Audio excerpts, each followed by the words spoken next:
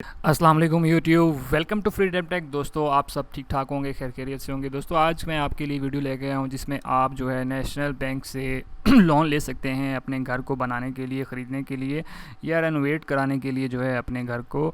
उसके लिए आप कर्ज़ा जो है वो नेशनल बैंक से ले सकते हैं। तो आज की इस वीडियो में मैं आपको इसके बारे में सारी तफसील बताऊंगा, जो भी जनरल इन्फॉर्मेशन होगी वो बताऊंगा। आप इसके लिए एलिजिबल हैं या नहीं हैं वो बताऊंगा। इसके लिए जो रिक्वायर्ड डॉक्यूमेंट्स हैं उसके बारे में बताऊंगा, किस तरह से आप जो है वो रिक्वायरमेंट डॉक्यूमेंट्स जो हैं वो चाहिए होंगे वो सब कुछ बताऊंगा, और किस तरह से इसके लिए अप्लाई करना है। तो ये सारी की सारी डिटेल्स जो है मैं आपको इस वीडियो में तफसील से बताऊंगा, तो वीडियो को एंड तक देखिएगा।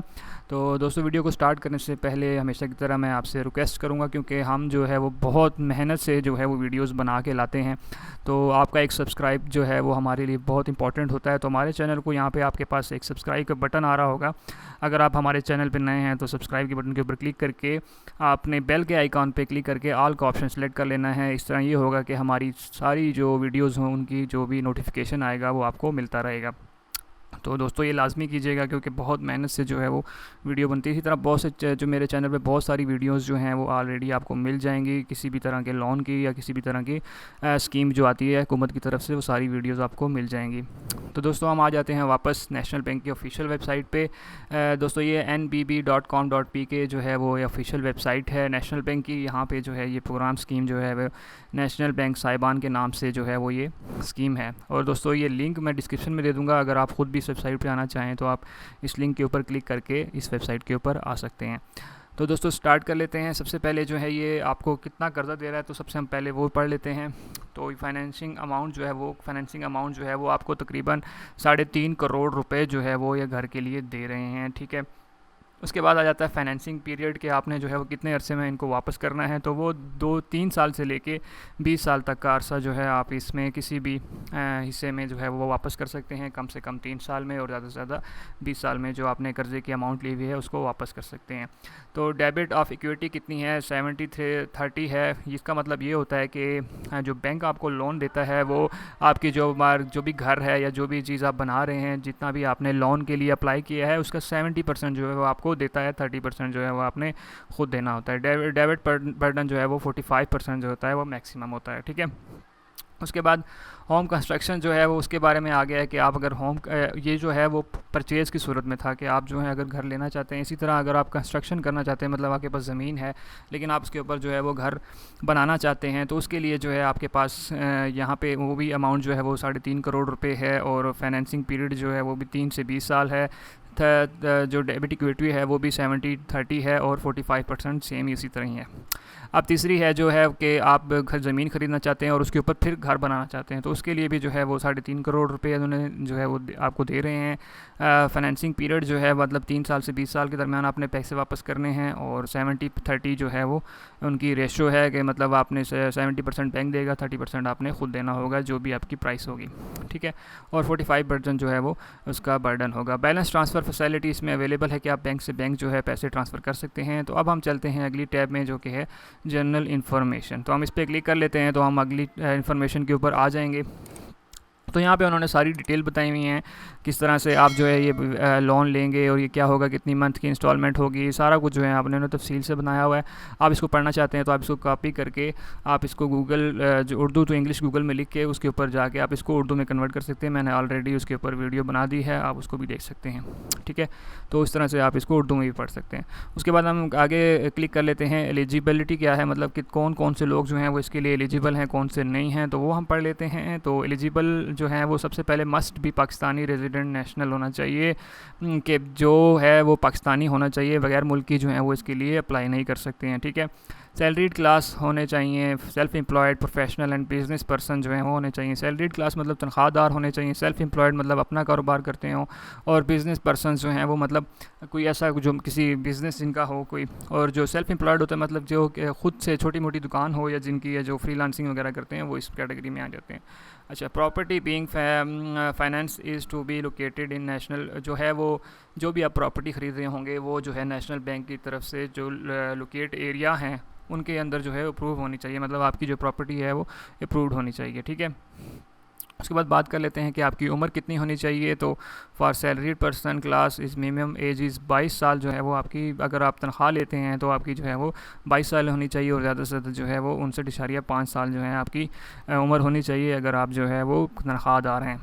इसी तरह अगर बात कर लेते हैं बिज़नेस वाले और सेल्फ एम्प्लॉयड वालों के लिए, तो उनके लिए जो है वो 21 साल जो है वो मिनिमम है, मतलब कम से कम आपकी 21 साल होनी चाहिए और ज़्यादा से ज़्यादा आपकी 65 साल जो है वो उम्र होनी चाहिए, तब आपको ये लोन जो है वो मिलेगा। इनकम आगे बढ़ लेते हैं कि आपका जो है कितना कमाते हों, उसकी क्या रिक्वायरमेंट है, मतलब उसकी क्या शर्त है।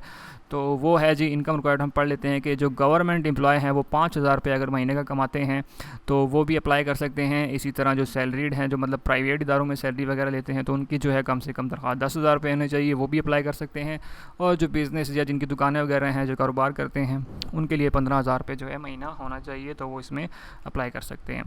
उसके बाद आगे पढ़ लेते हैं length of service business requirement के, मतलब आपका कितना एक्सपीरियंस होना चाहिए, मतलब आप जॉब करते हुए कितना एक्सपीरियंस हो गया हो या बिज़नेस करते हुए आपको कितना अरसा जो है वो हो गया हो। तो वो हम देख लेते हैं minimum 2 years with the same employer, otherwise collective and continuous employment of 3 years, कि आपके पास जो है मिनिमम जो है वो 3 साल का जो है वो एक्सपीरियंस होना चाहिए, ठीक है। और इसी तरह बिज़नेस जो है वो जो कारोबार करते हैं उनको 3 साल का जो है वो अरसा हो गया हो दुकान वगैरह जो है वो चलाते हुए। अब हम बात कर लेते हैं रिक्वायर्ड डॉक्यूमेंट्स। सारी बात है, आपको कौन कौन से डॉक्यूमेंट्स चाहिए होंगे जब आप लोन लेने जाएंगे, तो हम उनकी बात कर लेते हैं। तो सबसे पहले जो है वो रिक्वायर्ड डॉक्यूमेंट्स जो हैं वो यहाँ पे हैं आ जाएंगे, जो सबके लिए है, मतलब सैलरीड सबके लिए है। और आगे फिर मैं सैलरीड वालों के जो अलग चीज़ चाहिए होंगी, बिज़नेस वालों के अलग चाहिए होंगी, वो फिर अलग अलग मैं बताऊँगा। तो ये सबके लिए पहले पढ़ लेते हैं कि 2 अटेस्टेड पासपोर्ट साइज़ फ़ोटोग्राफ चाहिए होंगे आपके, 2 अटेस्टेड कॉपीज़ ऑफ CNIC चाहिए होंगी आपको, ठीक है। मतलब 2 आपकी तस्वीरें चाहिए होंगी, 2 CNIC नंबर, मतलब शनाख्ती कार्ड का जो है वो कॉपी चाहिए होगी, अटेस्टेड करवानी होगी आपने सारी चीज़ें।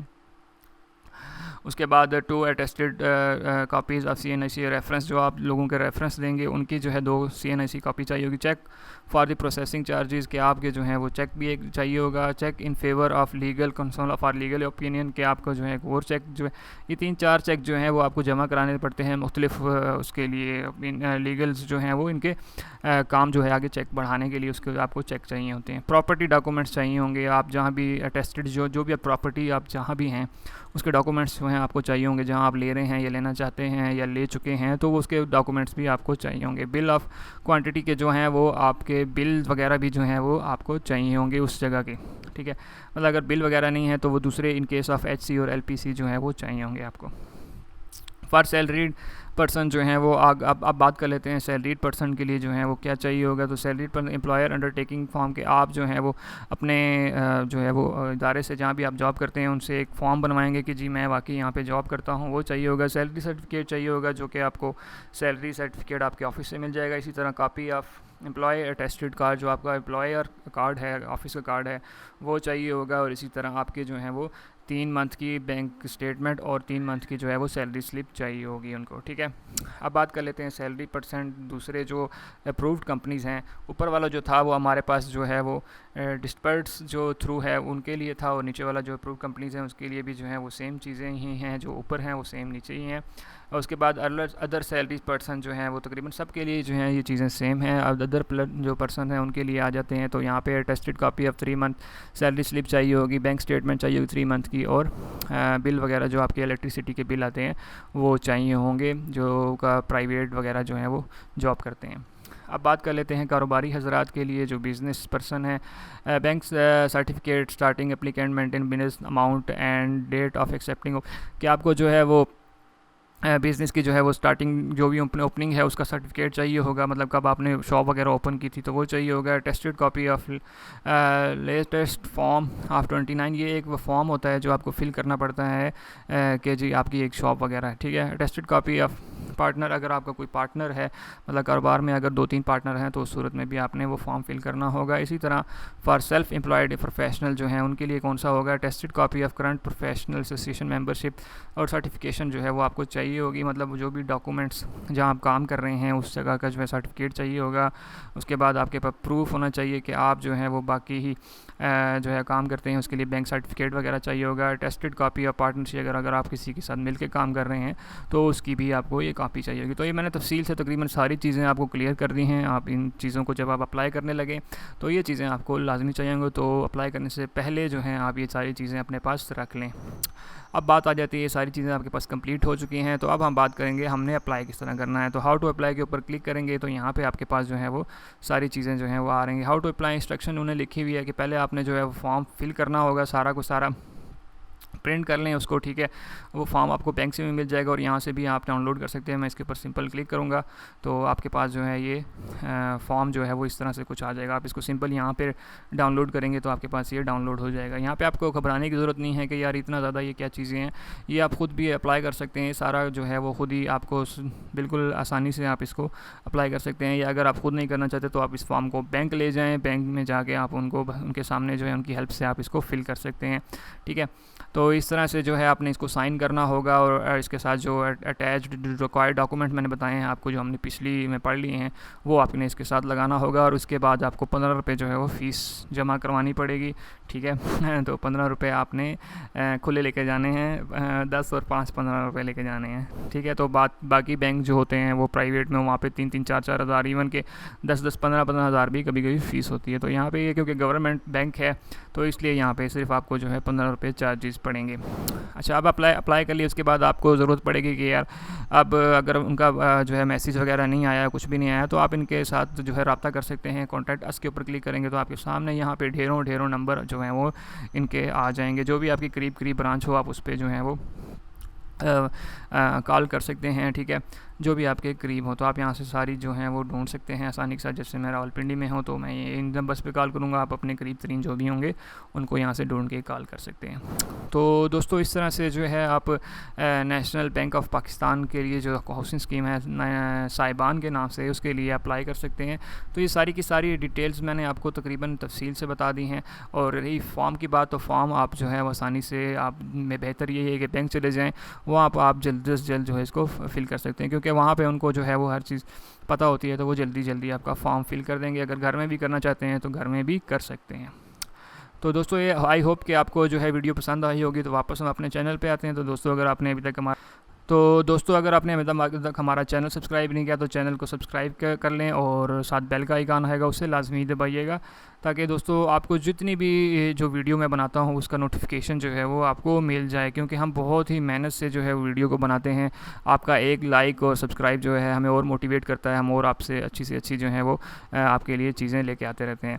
तो दोस्तों लाजमी सब्सक्राइब करें ताकि हमें सपोर्ट करें। और आपके ये सब्सक्राइब से जो है वो कुछ भी पैसे नहीं लगेंगे, लेकिन हमारा जो है काफ़ी हद तक जो है हमें खुशी होगी और इससे हमें सपोर्ट मिलेगी और हम मज़ीद अच्छी से अच्छी जो है वीडियो आपके पास लेके आएंगे। और हम जो है वो सच्चाई के ऊपर वीडियो बनाते हैं, कोई ऐसी फेक जो है वो वीडियो नहीं बनाते, ताकि आपको जो है वो सही इन्फॉर्मेशन मिलती रहे।